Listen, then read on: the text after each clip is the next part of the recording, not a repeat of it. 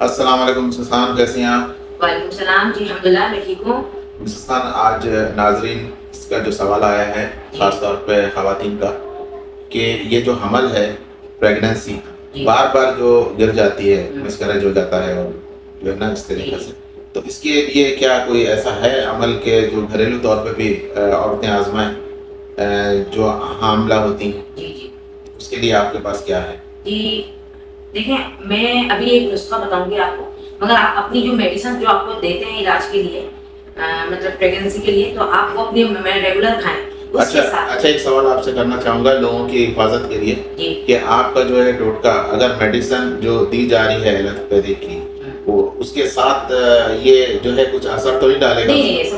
ایسا کوئی یعنی جڑی بوٹیاں ہیں یہ نارمل چیزیں جو نقصان نہیں پہنچا؟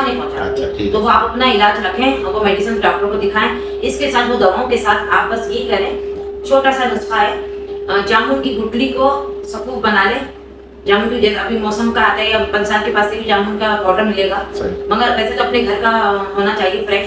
جامن کی گٹلی کا سفوف آپ کو رات کو کھانا ہے، 1 مہینہ یا 3 مہینے کر کے کھانا ہے، رات کو دودھ کے ساتھ، ٹھیک ہے؟ تو اس سے آپ کا حمل نہیں کرے گا انشاءاللہ۔ سمجھ رہے ہیں ناظرین؟ اگر کسی کو ریپیٹ کرنا ریپیٹ کر لے ویڈیو میں، اور پھر سے دوبارہ سن لے، صحیح نا؟